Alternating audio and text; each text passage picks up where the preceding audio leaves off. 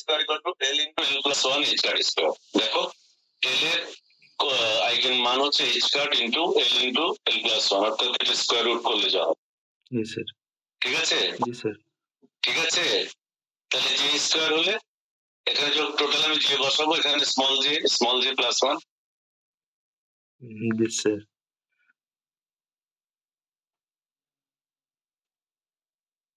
তার 3.78 নম্বর সমীকরণটা একটু দেখে দেন।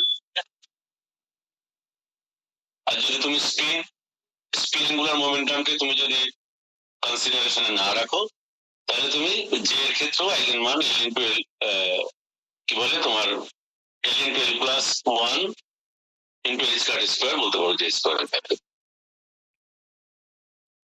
যদি টোটাল অ্যাঙ্গুলার মোমেন্টামের মধ্যে তুমি যদি স্পিনকে কনসিডার করে থাকো, তখন শুধুমাত্র এল কে ওখানে ব্যবহার করা যাবে না, কারণ এল হচ্ছে orbital angular momentum quantum number. So তুমি যদি স্পিনকে কনসিডার করো, then you must have to write total angular momentum quantum number small J.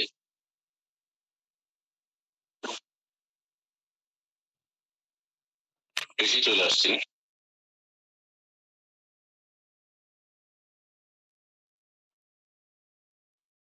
এই জন্য এখানে লেখা আছে J into J plus 1 H card square, কারণ এখানে আমরা জে এর মধ্যে স্পিনকে কনসিডার করেছি।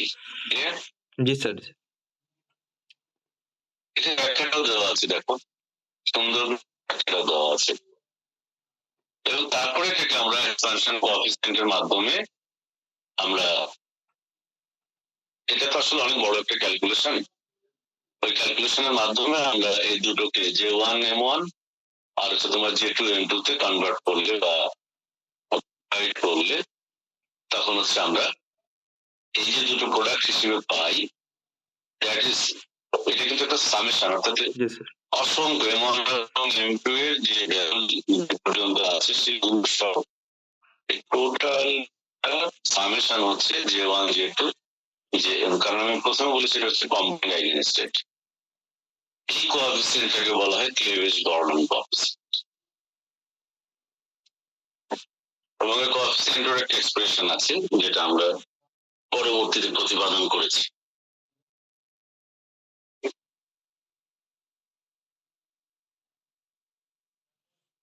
বুঝতে পেরেছো? জি স্যার।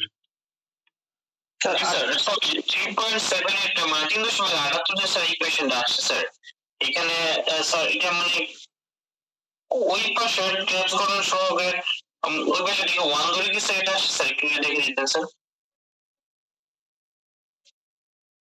কোএফিসিয়েন্ট আমরা যখন বের করি, আমি বলি হ্যাঁ 1 মানে কি, এটা কমপ্লেক্স কনজুগেট করার ফলে এটা আসে। তুমি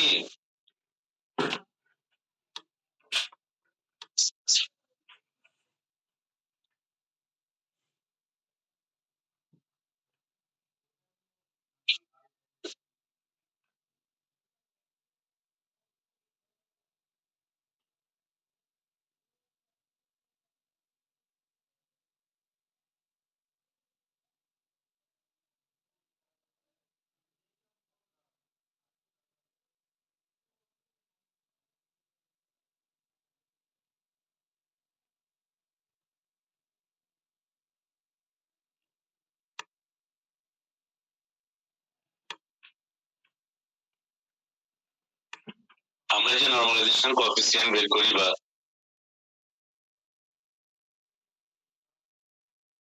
ইত্যাদি ইত্যাদি লিখি, এটা কিভাবে হলো? তুমি এখানে মনে করো সাই 1 কে তোমার জন্য ধরছো,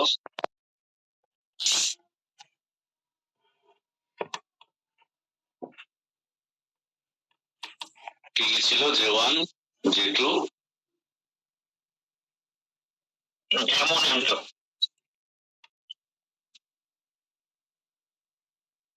এরকম ছিল না? দাঁড়াও, আমি তো রিকল করবো।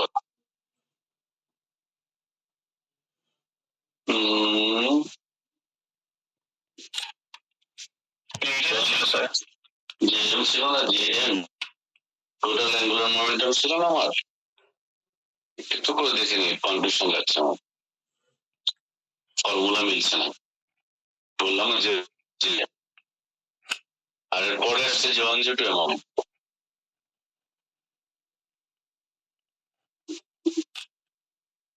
এবং ওটাও দেখে নাও কোএফিসিয়েন্টটা যখন তুমি ডিফাইন করেছো তখন একটা কেট ব্রা আর একটা কেট আকারে এসছে, দ্যাট মিনস তাদের স্কেলার প্রোডাক্টটা হচ্ছে একটা কোএফিসিয়েন্টের সমান।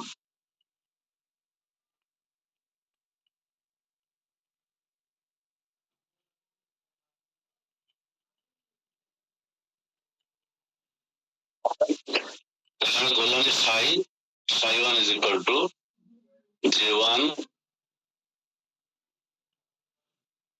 সাই ওয়ান ইজ ইকুয়াল টু ধরলাম J one J two J N, psi two is equal to ধরলাম J one J two M one M two. ঠিক আছে? Okay sir.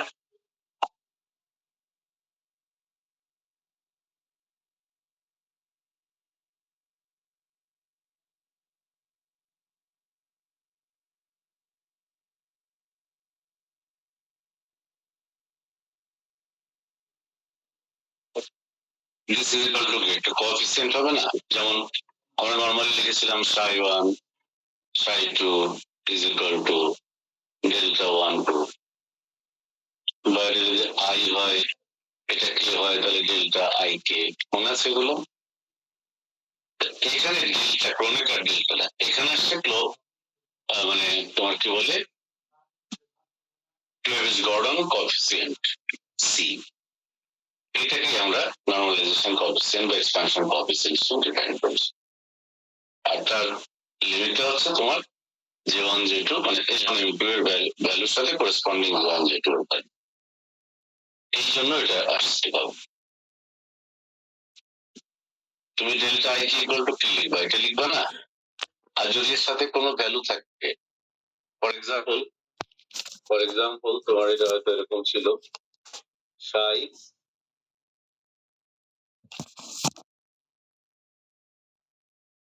এর আগে কোন একটা অপারেটর ছিল মনে করো, ফর এক্সাম্পল এ ছিল, তাহলে এটাকে অপারেট করার পরে তুমি পেয়েছো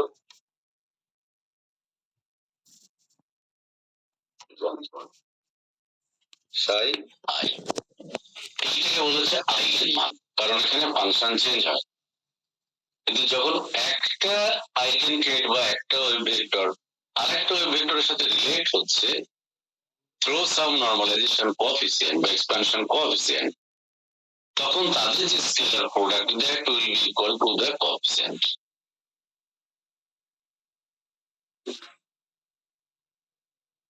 ক্লিয়ার হয়েছে আমার কথা, বুঝতে পেরেছো? জি স্যার, এখন বুঝতে পারছি স্যার। আরেকটু বুঝে নাও জিনিসটা,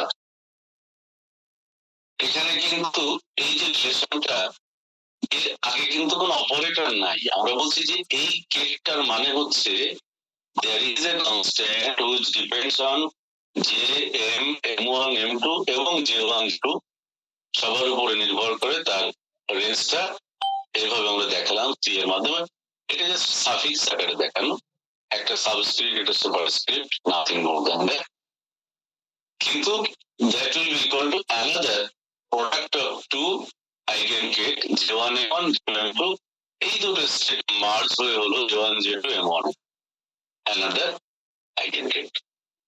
তো এটা আমরা এই গুণফল আকারে এখানে লিখেছি, অর্থাৎ মার্জ বা কম্বাইন্ড স্টেট বোঝাচ্ছে। বাট আলটিমেট জিনিসটা হচ্ছে এই যে আমি যদি এটাকে বাঁ দিকে নিয়ে আসি, বাঁ দিকে আনা মানে এর সঙ্গে যদি আমি স্কেলার প্রোডাক্ট করি ডেফিনেটলি এটা ব্রা হয়ে যাবে, তাহলে ব্রা এত কেট এত is equal to this coefficient, এর সংজ্ঞাটাকে এভাবে দেওয়া হচ্ছে।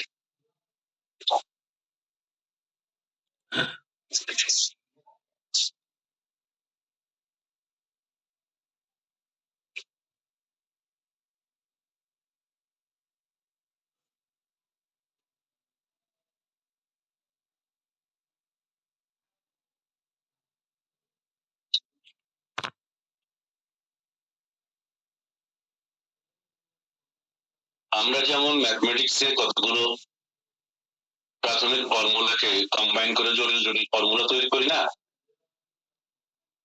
জি স্যার। এখানে বিষয়টা এরকম। আমরা ফান্ডামেন্টাল যে ক্যারেক্টার গুলো আছে সার্কিটের, সেই ক্যারেক্টার গুলোকে আমরা স্টেপ বাই স্টেপ জটিল করতে করতে করতে এখানে আসছি। সো তুমি মনে করতে পারো এইটা এখন আর একটা ফর্মুলা তৈরি, ফর্মুলা কোন সিদ্ধান্ত সেটাই পাবো।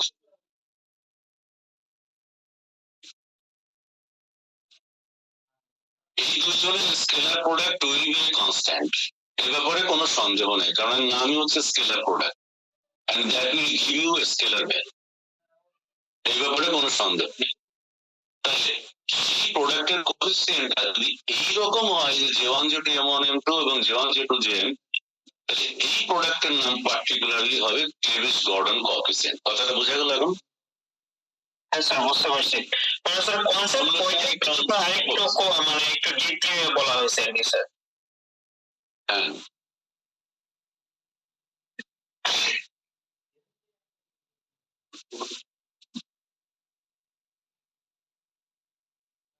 এই যে কাপলড রিপ্রেজেন্টেশন বুঝছো না, বারবার বলছি আমি কম্বাইন্ড স্টেট, সেই দেখো এটা একটা ঐকিক রূপান্তর ম্যাট্রিক্স যার সাহায্যে যুগ্ম অবস্থার অভিনর্মিত বা অর্থ নর্মাল আইগেন অবস্থার বৃদ্ধি সেলফ অভিনর্মিত এবং সাহায্য প্রকাশ করা।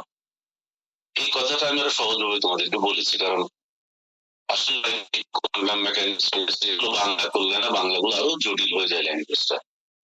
আর তোমরা যে রিড আউট করতে পারো না মাঝে মধ্যে, আই এম শিওর যে এই জিনিসগুলো তোমরা যদি ইংরেজিতে পড়ো আরো সহজে বুঝতে পারবো।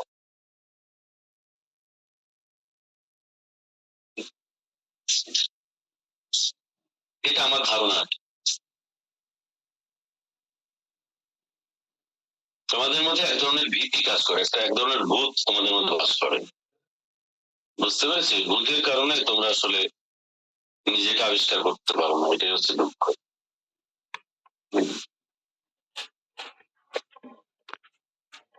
তারপর আর কারো কোনো সমস্যা ছিল? স্যার এটাই সমস্যা ছিল। আরেকটা ছিল, সেটা 3.80 নম্বর সমীকরণের উপরের লাইনটা, ওখানে ক্রস চিহ্ন ব্যবহার করছে, ওটা একটু দেখেন তো।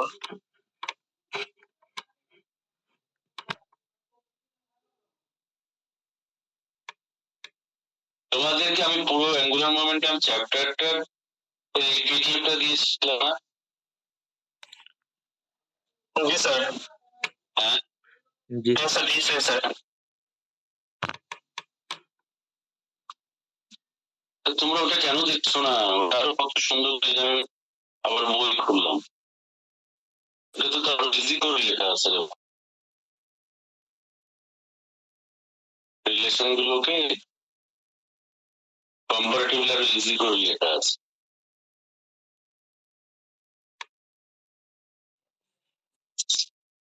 সবচেয়ে বড় কথা হচ্ছে তুমি এক ধরনের রিস্ক ফ্রি থাকবা যে আর যাই হোক মানে মাঝখানে কোনো ভুল ভাল কিছু ঢোকে নেই।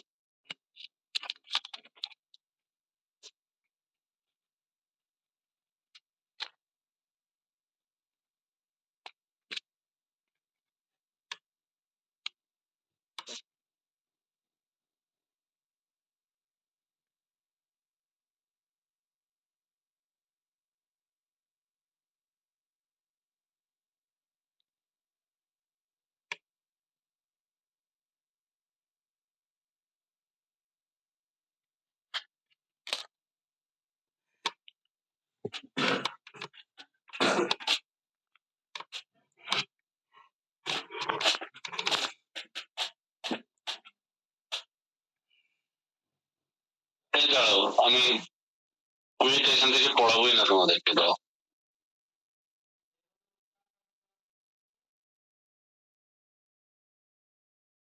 অ্যাঙ্গুলার মোমেন্টাম গুপ্ত,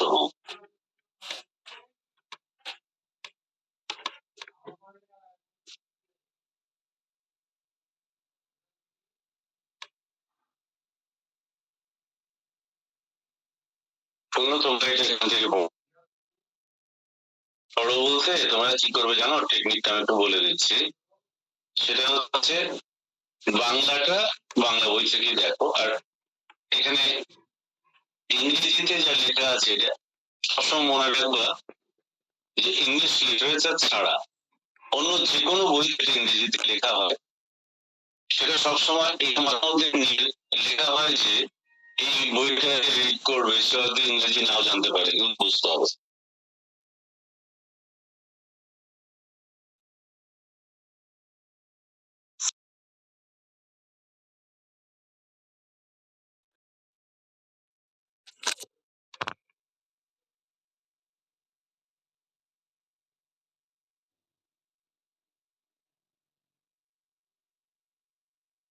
তোমাদের গতদিন আমি প্রমাণ করে দেখিয়েছিলাম না, ক্যালকুলেশন করে, মনে আছে? জি স্যার। জি স্যার। সবাই ঠিক শুনতে পাচ্ছে না? জি স্যার, শুনতে পাচ্ছি স্যার। শুনতে পাচ্ছি স্যার। দেখো আগাও, j cross j is equal to I j। আসলে I h cut j কিন্তু we are expressing in the unit of h cut, সেজন্য আমরা h cut এর কথাটা বলছি না। সামনের দিকে আগাও। আমাদের আলটিমেট টার্গেট হচ্ছে টোটাল অ্যাঙ্গুলার মোমেন্টাম অপারেটর, যেটা স্কয়ার বলছি, আরেকটা হচ্ছে the z component of the total angular momentum operator jz। কারণ এখানে j is equal to আমরা j cross j বা j is equal to l plus s, শুধু ভেক্টর j লিখলে আমাদের জন্য কাজটা একটু লেন্দি হয়ে যায় এবং জটিল হয়ে যায়। কিন্তু যখন আমরা j স্কয়ার বলি তখন আমরা একটা কম্বাইন্ড স্কেলার কোয়ান্টিটিকে মিন করি, কারণ স্কয়ার কোয়ান্টিটি তো ভেক্টর হতে পারে।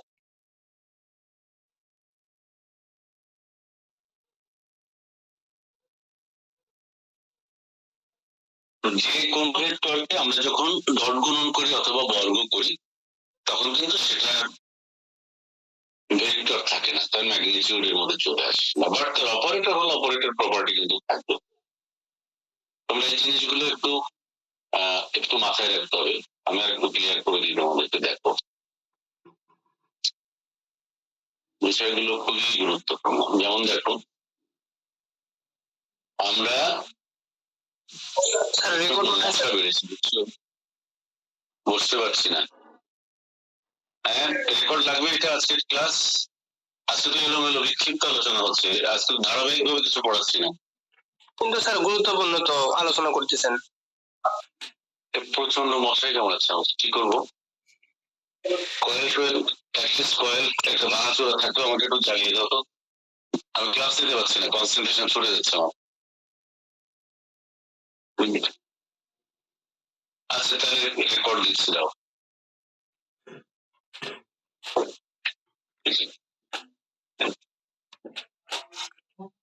বিষয়টাকে ঠিকভাবে আমরা একটু নমিনাল ভাবে বোঝার চেষ্টা করি। যেমন দেখো আমরা জানি P vector P is equal to, আমরা জানি IH কাট ডেল, মনে আছে? IH cut del। জি স্যার। একটা মাইনাস আছে না আগে? জি স্যার, এখানে মাইনাস আছে। H কাট বাই I ছিল তো, তাই IH কাট বলতে পারি আমরা মাইনাস। এখন কি হলো, আমি যদি P স্কয়ার বলি, P স্কয়ার মানে হচ্ছে P ডট P, তার মানে minus IH cut into minus IH কাট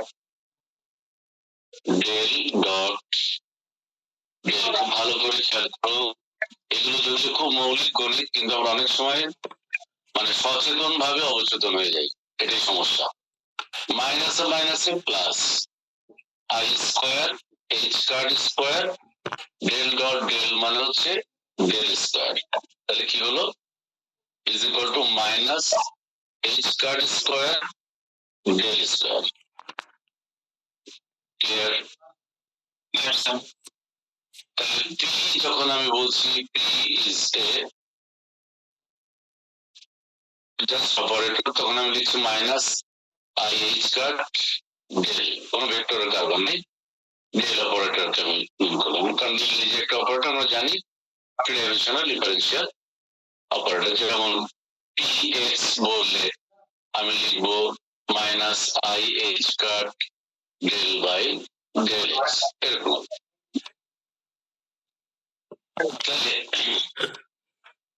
এই যে পি স্কোয়ার লিখছি যখন অপারেটর দিয়ে, তখনও কিন্তু আমি minus H card square del square কে মিন করছি, এখানে কিন্তু কোনো ভেক্টর সাইন নেই, আছে?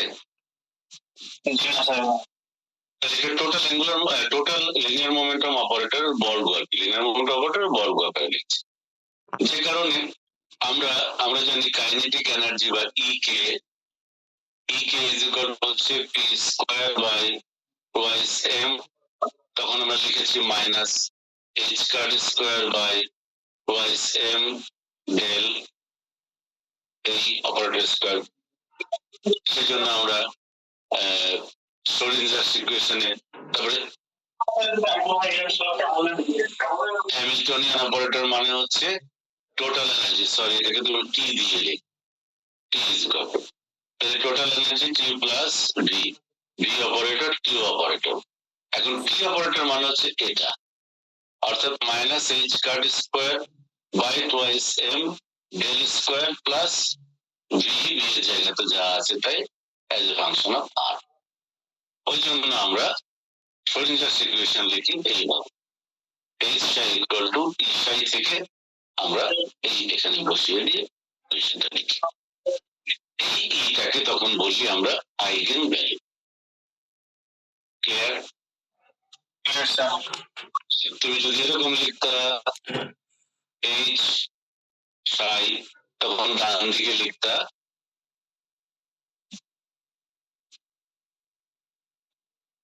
তাহলে বিষয়গুলোকে এত বেশি জটিল মনে করে নিজেকে দুশ্চিন্তাগ্রস্ত করার কোনো প্রয়োজন নাই, কারণ এগুলো আমি শুরু থেকে যা পড়াচ্ছি, শুরু থেকে যেভাবে যে লিনিয়ার রিলেশন গুলো পড়িয়ে আসছি, আমরা ঠিক তাই পড়ছি, কিন্তু জটিল নতুন করে কারো আবির্ভাব এখানে ঘটেনি। এবার আমরা চলে আসতে স্কোয়ারটাকে ব্যবহার করা আমাদের জন্য সুবিধাজনক, তাই আমরা বারবার যে স্কোয়ারটাকে হাইলাইট করি। আসলে let the simultaneous eigenvectors of J1 square and J1z, খেয়াল করো ওখানে বারবার বলছে J square and Jz, J1 বলে J1 square and J1z, আমরা ধরলাম J1 Psi2 has no effect on them, that means that is independent.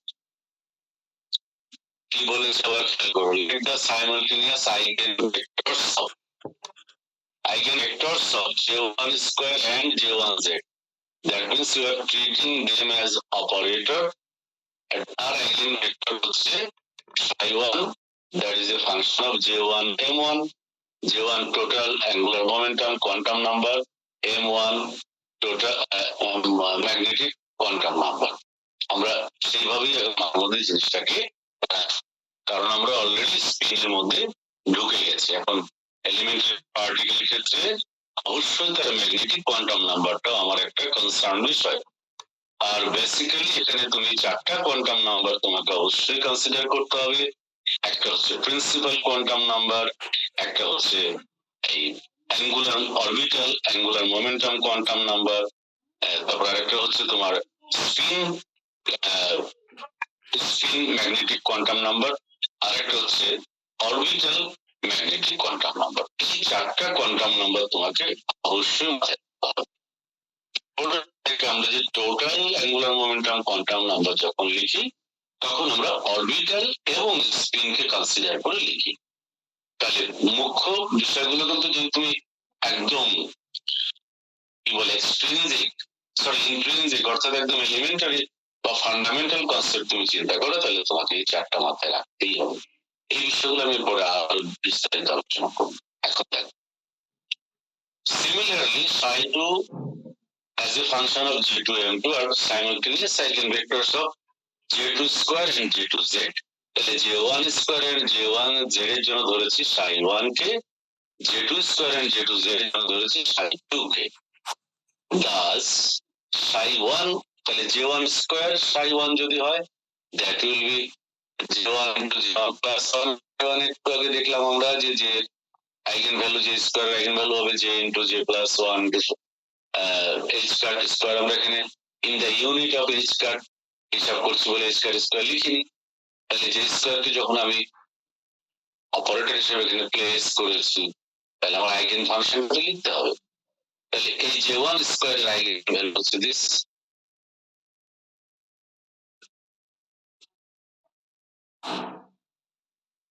হ্যাঁ বা না, চুপচাপ থাকলে হবে না বাবা, না স্যার এটা বুঝতে পারছি। কিছু বুঝতে পারবো। না স্যার এগুলো তো বুঝতে পারছি।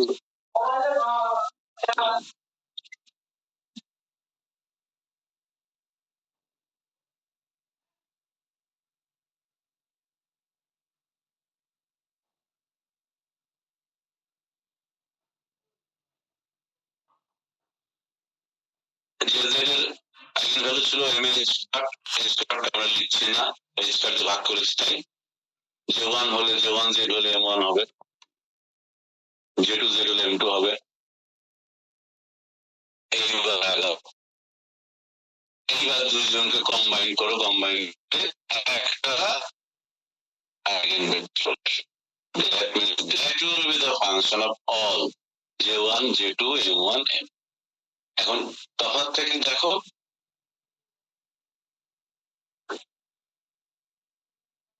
তোমরা যে যে তোমাদের মাঝে মধ্যে তোমরা দুশ্চিন্তাগ্রস্ত হওয়ার বা কনফিউশনে পড়ার একটা প্রবণতা কাজ করে, যে সমস্যাটা কোনো ডাক্তারের পক্ষেও ট্রিটমেন্ট করা সম্ভব না, কিন্তু সেটা আমাকে ট্রিটমেন্ট করতে হবে। দেখো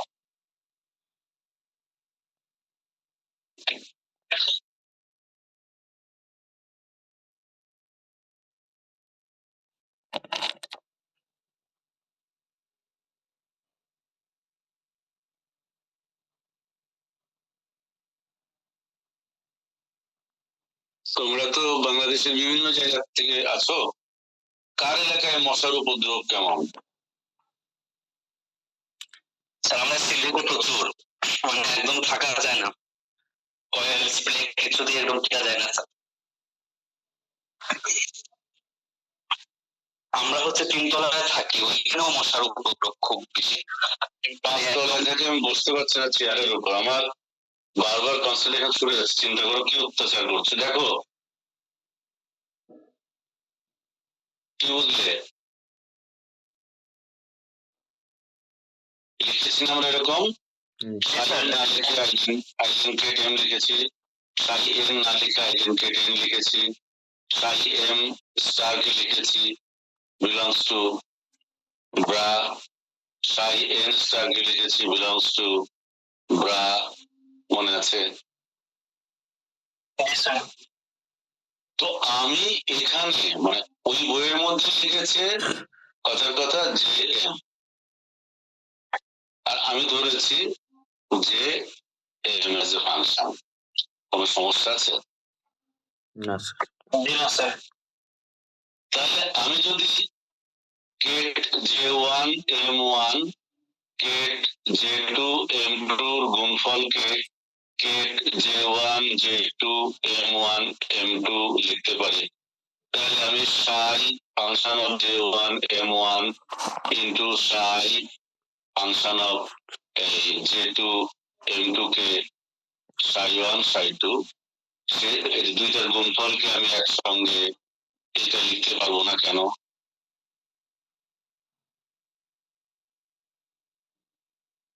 পারবো কি পারবো না? এইগুলো পানিপাতের মতো জিনিস, সেটা নিয়ে কেন তোমাদের কনফিউশন থাকে আমি তো বুঝি না জিনিসটা। এই কাজগুলো আমরা করেছি।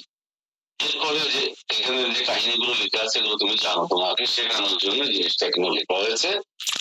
তো ফাইনালি এসে ধরো যে জেড কে দুইটার প্রোডাক্ট হিসেবে লিখেছি আমরা, তারপরে এম ওয়ান এর ভ্যালু রেঞ্জ এবং এম টু এর ভ্যালু রেঞ্জটা হচ্ছে, তারপরে টোটাল ম্যাগনেটিক মোমেন্ট বা ম্যাগনেটিক কোয়ান্টাম নাম্বার যদি আমরা বলি এম, তাহলে M equal to M one plus M two হলে তার অবশ্যই তার যোগফল দুইটা যোগ করে কে কম বা সমান হবে, এই কথাগুলো কিন্তু বলা হয়েছে। আচ্ছা, এইটা তোমাকে লিখতে হবে না, এটা তোমাকে জাস্ট একটু আনন্দ দেওয়ার জন্য, জিনিসটাকে আরো ভালো করে বোঝার জন্য এই জিনিসটা তোমাকে বুঝিয়েছে। মানে কিভাবে আমরা স্পিন বা অ্যাঙ্গুলার মোমেন্টাম কোয়ান্টাম নাম্বার কোনো পার্টিকুলার আমরা ক্যালকুলেট করতে পারি, সেই মজাটা দেওয়ার জন্য এই যে now let us try to find for a given J1 and J2 what are possible values of J. Firstly, let us consider the case J1 equal to 1 and J2 equal to half. এটা হতেই পারে, কারণ J1 কে ধরেছি আমরা, মনে করো এমন একটা স্টেট যে for this small l is equal to 1, s equal to 0, আর J2 ধরেছে এমন একটা স্টেট যেখানে l equal to 0, s is equal to half. সুতরাং J equal to যেহেতু l plus s, এটা অনেকভাবে হতে পারে। There will be three possible values of M1 and two possible values of M2. Three possible values of M1 and two possible values of M2. এইটার আবার একটা formula রয়েছে তোমার, সেটা হচ্ছে ওইটা মাইনাস এ থেকে স্যার, ওইটা sir right. Three possible values for M1 and two possible values for M2. তাহলে তারা কি কি হতে পারে দেখ। আমরা প্রথমে যেহেতু চারটা রয়েছে J1, J2, M1, M2, তাহলে দেখো কতগুলো হয়, আমি অল্টারনেটলি করলে এখন J1 মানে তো 1 আমি ধরেছি, J2 মানে হাফ ধরেছি, তাহলে তার করেসপন্ডিং M1 এর ভ্যালু কত হতে পারে, M2 এর ভ্যালু কত হতে পারে, M1 কত হতে পারে, M2 কত হতে পারে, M1 কত হতে পারে, M2, তাহলে ওর তিনটা 1, 0, -1 আর পরে যেহেতু এটা তোমার শুধুমাত্র স্টেট, এখানে অরবিটাল অ্যাঙ্গুলার মোমেন্টামের ইনভলভমেন্টটা নাই সেকেন্ড কেস, সুতরাং এখানে হতে পারে শুধু প্লাস হাফ অথবা minus half, spin quantum number যেটা হয় প্লাস হাফ অথবা মাইনাস হাফ, তাহলে দুটো ভ্যালু হতে পারে M2 এর ক্ষেত্রে। আর M1 এর ক্ষেত্রে হতে পারে, যেহেতু J1 এর ভ্যালু 1, তাহলে J1 এর ভ্যালু 1 হলে M এর ভ্যালু হতে পারে -J0 প্লাস J, তাহলে 1 -1 0 প্লাস 1। এবারে যদি কম্বাইন করলে আমরা এই কয়টা আইডেন স্টেট পাই। মাথায় ঢুকলো মজার জিনিস না? জি স্যার, মানে এখনো কি ঝাপসা মনে হচ্ছে না আস্তে আস্তে সব ক্লিয়ার হচ্ছে? মাথার ভিতর অন্ধকারটা আস্তে আস্তে কেটে যাচ্ছে কিনা, ঝাপসা সবটা কেটে যাচ্ছে কিনা? জি স্যার। এইটা কাটতে হবে, এটা না কাটলে আমি নিউক্লিয়ার ফিজিক্স পড়ানোর সময় আমার নাক দিয়ে মুগ্ধ রক্ত বলে যাবে তোমাকে বোঝাই দিলে। সুতরাং আমি এই জন্য খুব মানে ঢুকাতে চাচ্ছি, তাহলে তুমি এভাবে আগাও এবং তার কম্বিনেশনে কতগুলো স্টেপ হতে পারে সেগুলো তুমি ক্যালকুলেট করো। কেমন? এটা তো তোমাকে বোঝানোর জন্য এটা করা হয়েছে, not this is your main job. এটা আসছে এইখান থেকে, তুমি ওই কথার পরে এই যে আমরা করেছি এই ভ্যালুগুলো থেকে আসার পরে এই যে থিওরিটা শুরু হলো, প্রত্যেকে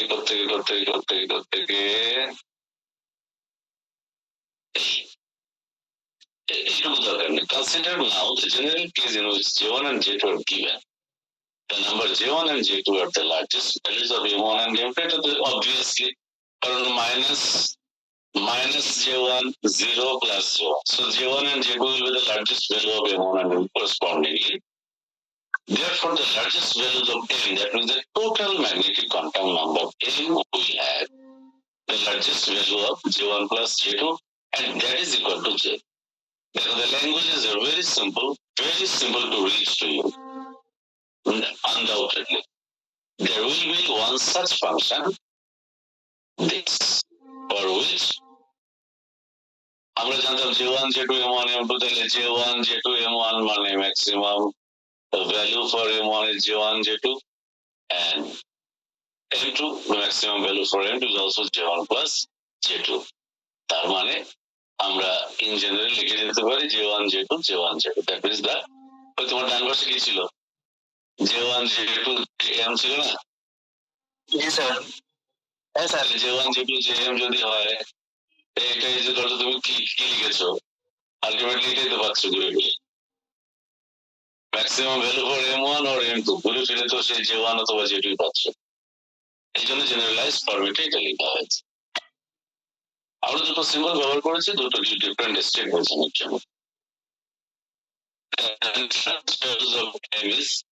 J1 plus J2 minus 1 অর্থাৎ ওই যে lies between this to this তাহলে এখন -1 -2 কতটুকু যাওয়া অর্থাৎ J1 J2 এর negative value J1 plus J2 এর নেগেটিভ ভ্যালু তুমি যেতে পারো আবার সামনের দিকে গেলে J1 J2 এর সাথে তার পজিটিভ অর্থাৎ ওর পজিটিভ ভ্যালু যেটা কারণ J1 আর J2 এর ম্যাক্সিমাম correspondingly ম্যাক্সিমাম এমন একটা ভ্যালু কিন্তু J1 এবং J2 তাহলে তাদের দুজনের কম্বাইন্ড ভ্যালু যদি m হয় m এর ম্যাক্সিমাম ভ্যালু হতে পারে J1 plus J2 তাহলে তার ইমিডিয়েট আগেরটা J1 plus J2 minus 1 তার ইমিডিয়েট আগেরটা হবে J1 plus J2 minus 2 তার ইমিডিয়েট আগেরটা হবে J1 plus J2 minus 1 it depends on what is the actual value of J1 plus J2 তার উপর ডিপেন্ড করছে সেই অনুযায়ী করলাম এই তৈরি করে তোমার অ্যানালিসিসটা করবে ফাইনালি সবগুলো লিখতে আমার সিকোয়েন্স আকারে লিখেছে অনেকটা সিরিজ আকারে লিখেছে তারপর লাস্টে গিয়ে তুমি জেনারেল সিরিজ আকারে যখন পেলে দেন তুমি বললে যে it will obviously be possible to express the vector this as a linear combination of vector this in which this can be written as the combination of this আমরা বাংলা সামেশনের উপর একটু একবারে লিখে দিয়েছে আর এখানে দুটো সামেশন আলাদা করে দিয়েছে আর কোনো তফাৎ নাই এই কোএফিসিয়েন্টটাকে বলা হয় ক্লেভিশ গর্ডন কোএফিসিয়েন্ট আমার মনে হয় কি যে আমার মনে হয় তোমরা যদি একটু এই বইটা পড়ো আজকে তাহলে আমার আমার যেটা ধারণা আগামী ক্লাসে বলবে যে স্যার এটা এত ইন্টারেস্টিং জিনিস আমরা ওই বইটা পড়ে কিছু বুঝি নেই ঠিক তোমরা এই কথাটা আমাকে বলবে আগামী ক্লাসে তবে দাদা শোনো খুব রিকোয়েস্ট করছি যখনই পড়বা দেখো আমি তোমাদের পড়াতে বসি আমার খাতাগুলো নিয়ে বসি আমার খাতাগুলো মানে আমার হচ্ছে বোর্ড আর মার্কার যেটা আছে এটা আমার খাতাগুলো তুমিও যখন বসবা দয়া করে খাতা কলম নিয়ে বসবা একদম ভিতরে ঢুকে যাওয়া মজ্জাটাকে টাচ করার চেষ্টা করো ফিজিক্সের দেখবো বাকিটা ফিজিক্স কিন্তু আমাকে টেনে নিয়ে চলে যাবো অনেক দূরে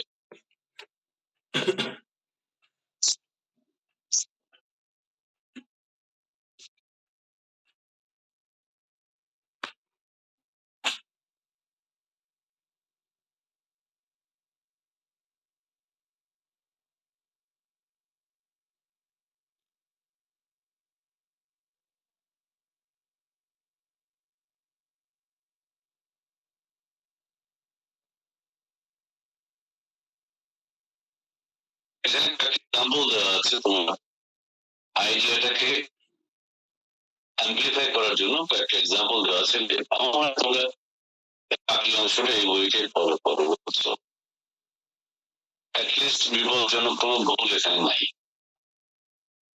থাকলেও টুকটাক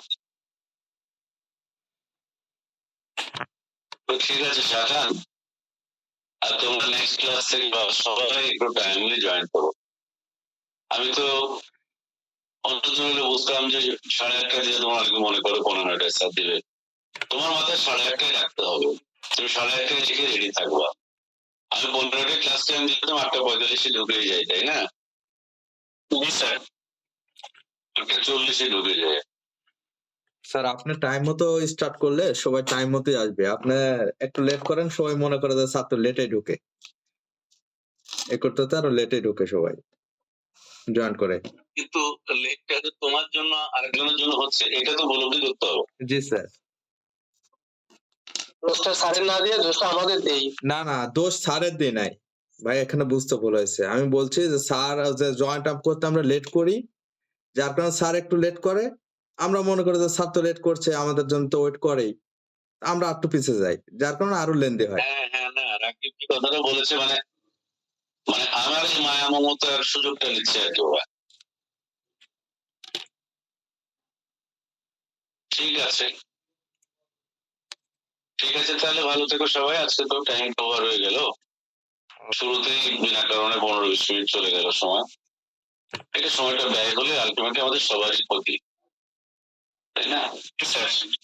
তো স্যার ওই যে পাউলুস স্পিন মানে ওই বর্জন নীতি স্যার, এটা কি স্যার বই কি স্যার পড়াবেন? পলির বর্জন নীতি যেটা